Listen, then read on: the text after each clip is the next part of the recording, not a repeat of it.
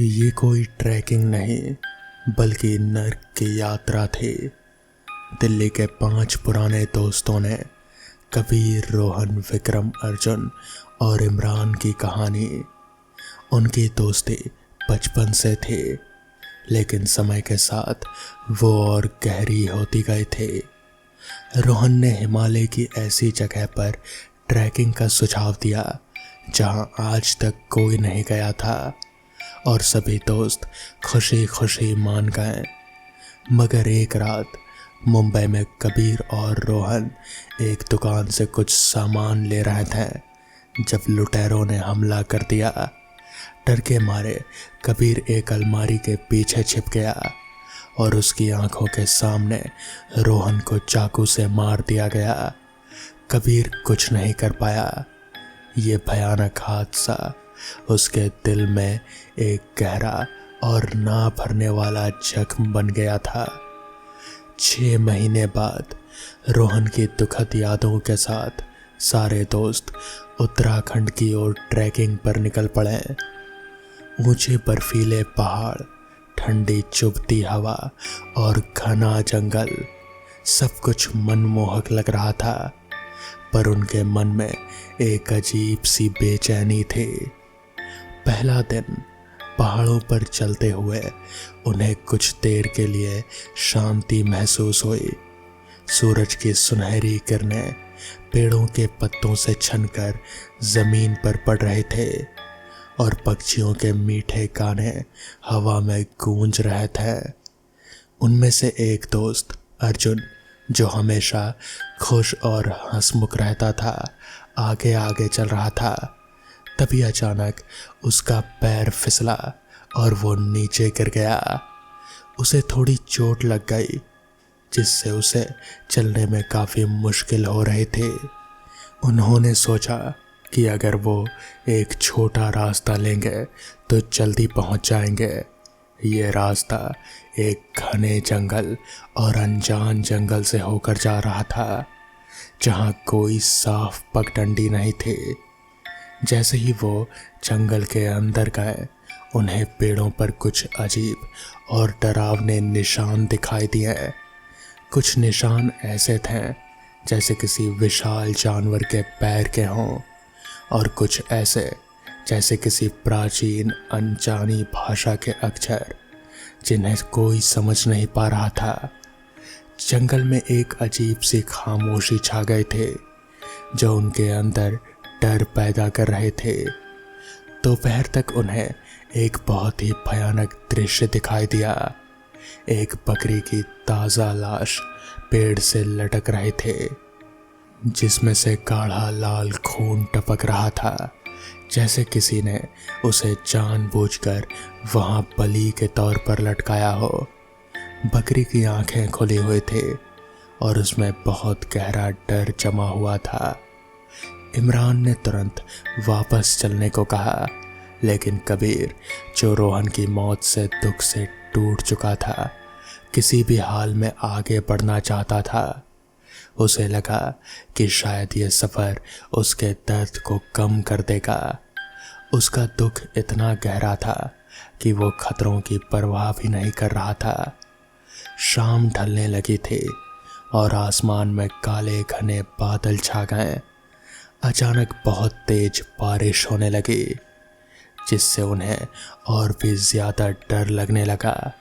वो भागकर एक पुरानी टूटी हुई झोपड़ी में घुस गए ताकि बारिश से बच सकें।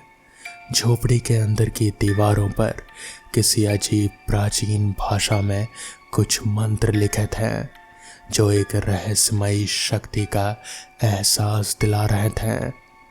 छत से एक बहुत डरावनी मूर्ति लटक रहे थे। ये मूर्ति लकड़ी और हड्डियों की बनी हुई किसी आदमी की थी, लेकिन उसके सिर की जगह खाली थे और उसके लंबे हाथ ऊपर आसमान की ओर उठे हुए थे, जैसे वो किसी अदृश्य शक्ति से कुछ मांग रहा हो। मूर्ति के नीचे एक छोटी सी वेदी थी, जहां कुछ सूखे फूल और जानवरों की हड्डियां पड़ी थी। झोपड़ी के अंदर एक अजीब सी सड़ी हुई बदबू आ रहे थे, जिससे घुटन महसूस हो रहे थे। विक्रम ने एक मोमबत्ती जलाई, लेकिन उसकी जलती हुई लौ में वो झोपड़ी और भी ज्यादा डरावनी लग रहे थे। उस रात उन सभी दोस्तों को बहुत गंदे और भयानक सपने आए। कबीर को तो अपने दोस्त रोहन की मौत का वही भयानक सपना फिर से दिखा, जहां वो बेबस खड़ा था। नहीं, रोहन! वो डर के मारे चीखते हुए नींद से उठा। दूसरा दिन जब उसकी आंखें खुली तो उसने देखा कि वो झोपड़ी के बाहर कीचड़ में लेटा हुआ है। उसके सीने पर जहां दिल होता है वहां पंजे जैसे गहरे निशान थे, जैसे किसी बहुत बड़े और भयानक जानवर ने उसे नोच दिया हो। खून अभी भी उन निशानों से रिस रहा था। ये क्या है? कबीर ने अपने निशान को देखा, पर आसपास तो कोई जानवर भी नहीं था। अर्जुन और विक्रम की हालत भी ठीक नहीं थे। उनके शरीर पर भी कई खरोच और चोटें थी, जैसे किसी ने उन्हें बेदर्दी से मारा हो। अर्जुन दर्द से करहाते हुए बोला, आह, ये सब क्या हो रहा है? विक्रम ने भी कांपते हुए कहा, मुझे भी कुछ समझ नहीं आ रहा। मेरा शरीर दर्द से टूट रहा है। लेकिन इमरान का हाल तो सबसे अजीब और भयानक था। वो झोपड़ी के अंदर उस डरावनी मूर्ति के सामने बिना कपड़ों के झुका बैठा था। उसकी आंखें एकदम खाली थे, उनमें कोई भावना नहीं थी, मानो वो कोई और इंसान हो, जैसे किसी ने उसे पूरी तरह से अपने वश में कर लिया हो। उसका पूरा शरीर बुरी तरह से कांप रहा था और वो अजीब अजीब बातें बड़बड़ा रहा था। भूतकालीन, भूतकालीन, भूतकालीन। ये सब देखकर कबीर, अर्जुन और विक्रम बहुत ज्यादा डर गए। उन्हें समझ में नहीं आ रहा था कि आखिर उनके साथ ये सब हो क्या रहा है। दूसरा दिन भी ऐसे ही बीत गया, डर में। तीसरा दिन सुबह हुई, लेकिन दोस्तों को लगा जैसे जंगल उन्हें छोड़ ही नहीं रहा था। ये क्या हो रहा है? कबीर ने हैरानी और निराशा से कहा।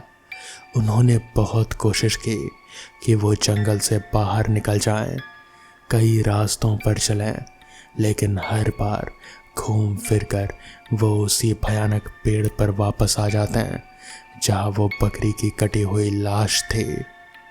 ये बहुत अजीब था, मानो जंगल उन्हें जाने ही नहीं देना चाहता हो, जैसे कोई अदृश्य दीवार उन्हें घेरे हुए हो। अब उन्हें जंगल में कुछ अजीब अजीब और डरावनी आवाज़ें सुनाई देने लगी थीं।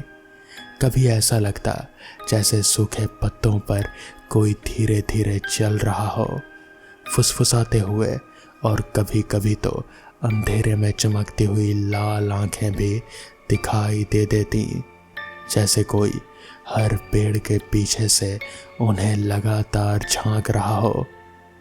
देखो, वो क्या है? अर्जुन ने डर कर फुसफुसाते हुए कहा। विक्रम बहुत घबरा गया।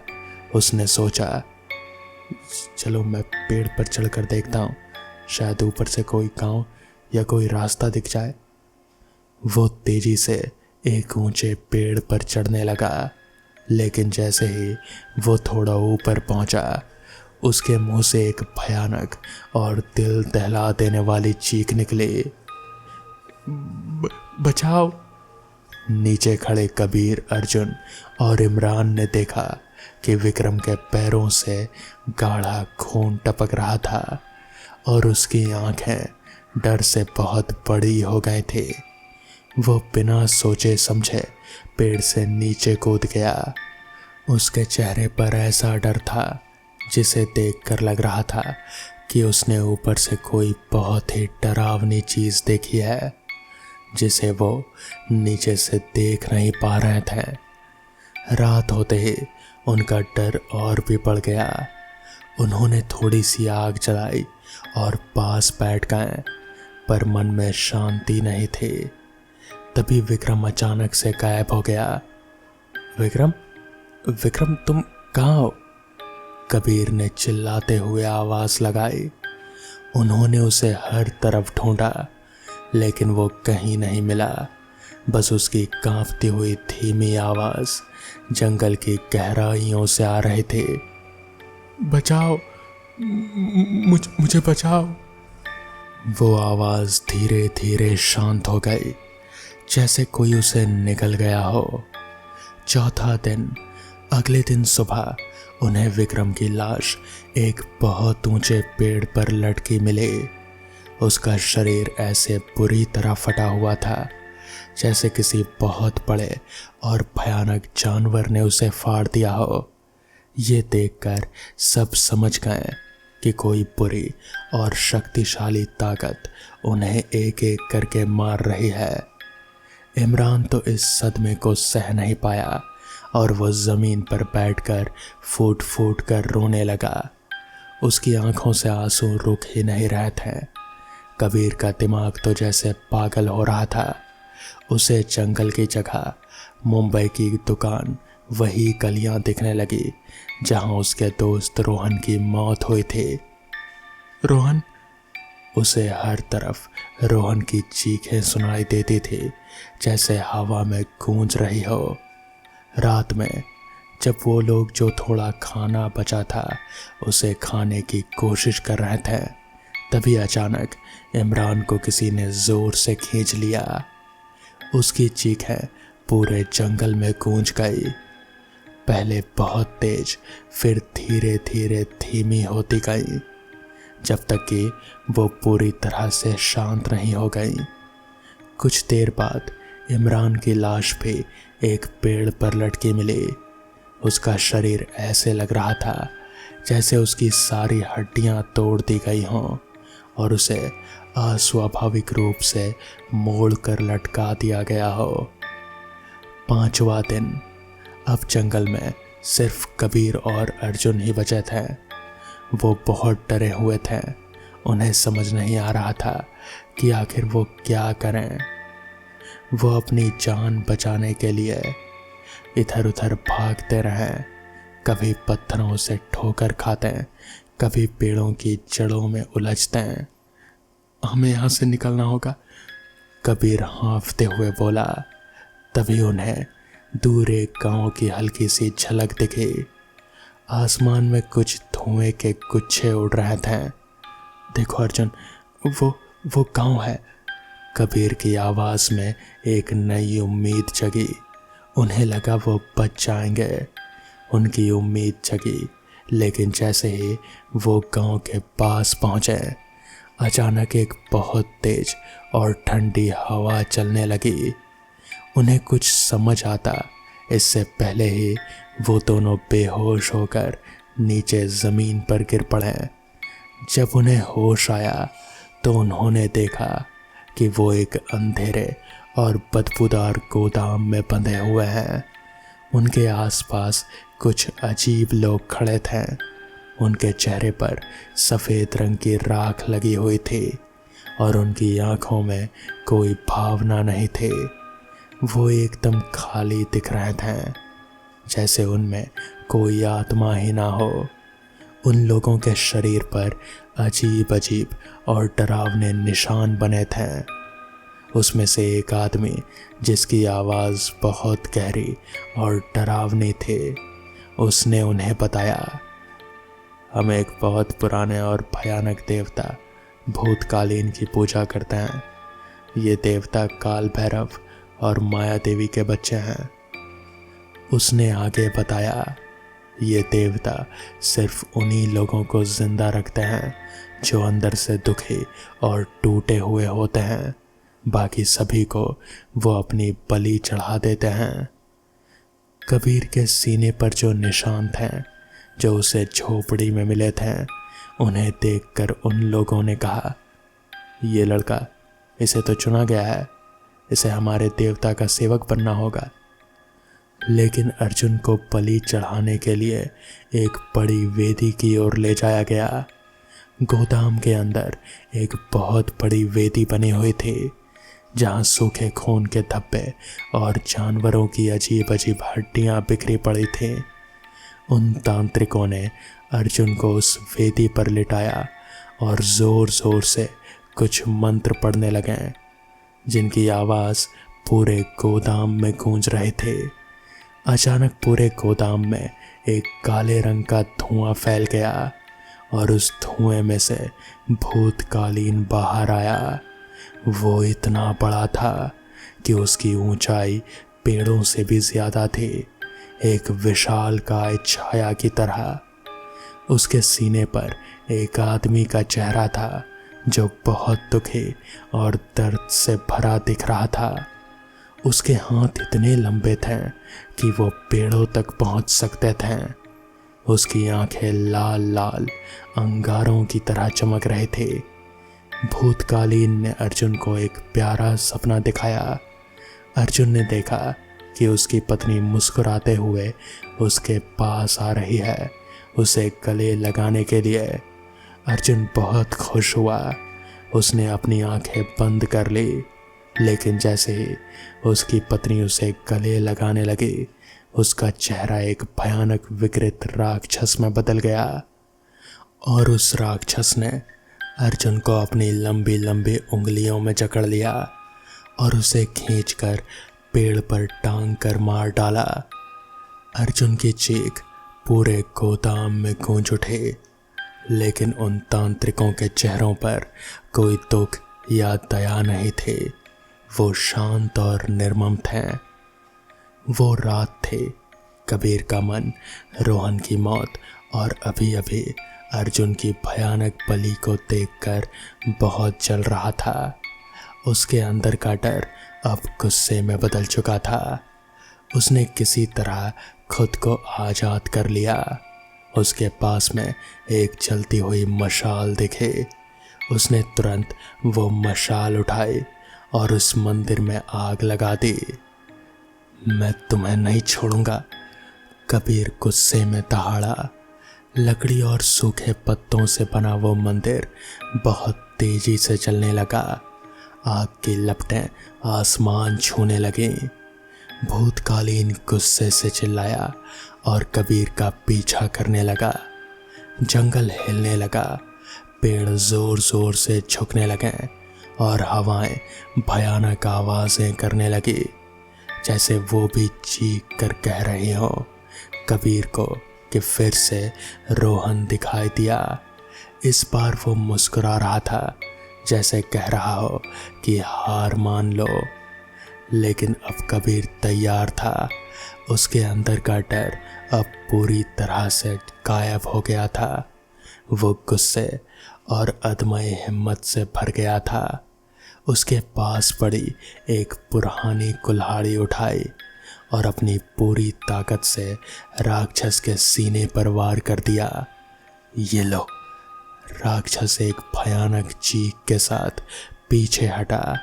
उसके सीने से काला धुआं निकलने लगा, जैसे उसकी आत्मा जल रही हो। कबीर भागता रहा, बिना रुके, बिना पीछे मुड़े। अपनी पूरी जान लगाकर वो तब तक भागा जब तक कि वो जंगल की सीमा पर नहीं पहुंच गया। वहां धूप फैली हुई थी और हवा ताजी थी, जैसे एक नई जिंदगी का आगमन। जैसे ही वो जंगल से बाहर निकला, राक्षस रुक गया। वो अपने जंगल से बाहर नहीं जा सकता था, मानो कोई अदृश्य दीवार उसे रोक रही हो। वो जोर जोर से चीखा। उसकी आवाज़ जंगल में गूंजती रही, लेकिन कबीर अब आज़ाद था। वो बहुत थका हुआ, शरीर पर खून के निशान लिए, लेकिन जिंदा खड़ा था। उसने एक भयानक देवता का सामना किया था और सबसे गहरे डर को हरा दिया था। यही उसकी सबसे बड़ी जीत थी। तो दोस्तों, ये थी आज की पहली कहानी। तो चलिए बढ़ते हैं आज की दूसरी कहानी की ओर। उस किले से आती चीखों का रहस्य कोई नहीं जान पाया। आखिर क्या राज था उस किले में जो इस तरह की चीखें वहां से आते थे। ये किला चरमेली गांव के पास स्थित था। हजारों साल पुराना किला था वो। पूरा खंडर हो चुका था। कोई भी वहां आता जाता नहीं था, पर अक्सर वहां से चीखों की आवाजें सुनाई देती थी। चीखें भी ऐसी कि किसी का भी दिल दहल जाए। किसी पुरुष की चीखें होती थी। वो ऐसा लगता था कि जैसे उस आदमी को बहुत ही टॉर्चर किया जा रहा है। गांव के सब लोग उससे दूर ही रहते थे। पीढ़ी दर पीढ़ी यही चला आ रहा था कि उधर जाना मना है। जो जाएगा उसे ऐसा श्राप लगेगा कि वो कुल समेत नष्ट हो जाएगा। और उस गांव में ये अफवाह फैली हुई थी कि अभी तक जितने भी लोग वहां गए हैं उन्हें पकड़कर भूतों द्वारा टॉर्चर किया जाता है। उनकी आत्माओं को भी नहीं बख्शा जाता और उस आदमी को तब तक टॉर्चर किया जाता है तब तक कि नया शिकार ना आ जाए। उसके बाद वो आदमी उनकी जमात में शामिल हो जाता है और नया आदमी टारगेट बन जाता है। उस गांव में रामू और उसके पिता भी रहते थे। रामू बहुत ही जुझारू युवा था। वो अपने पिता से बहुत प्यार करता था। एक दिन रामू के पिता जंगल गए तो वापस नहीं आए। सबने बहुत ढूंढा पर कुछ फायदा नहीं। तो सबने यही कहा कि उसके पिता को किले के भूतों द्वारा पकड़ लिया गया है। रामू बहुत डर गया। वो अपने पिता से बहुत प्यार करता था। जब उसे चीखें सुनाई देती तो उसे लगता उसके पिता उसे पुकार रहे हैं।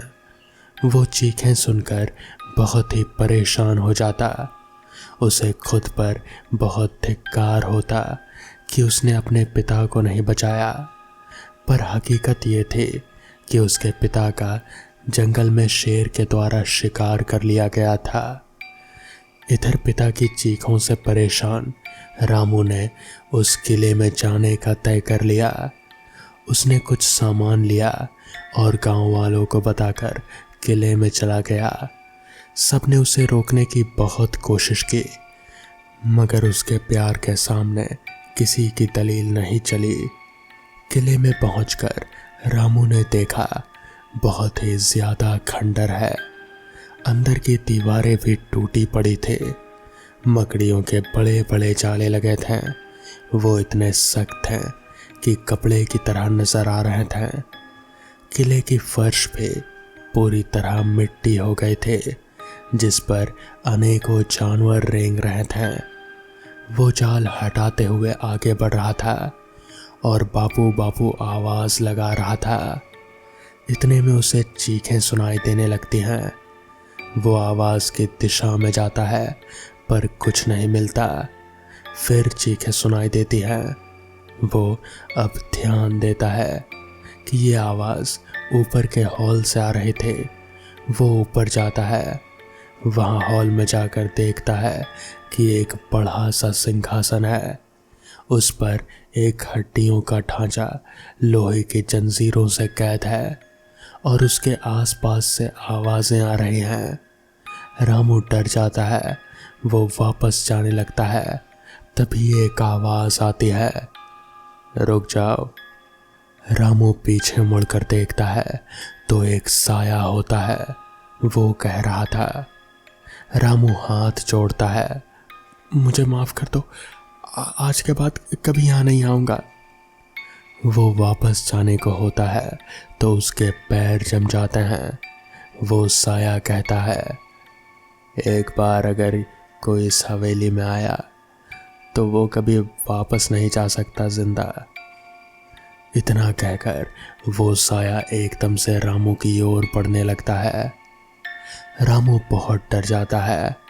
वो वहां से भागने की पूरी कोशिश कर रहा था मगर उसके पैर जैसे जम से गए थे।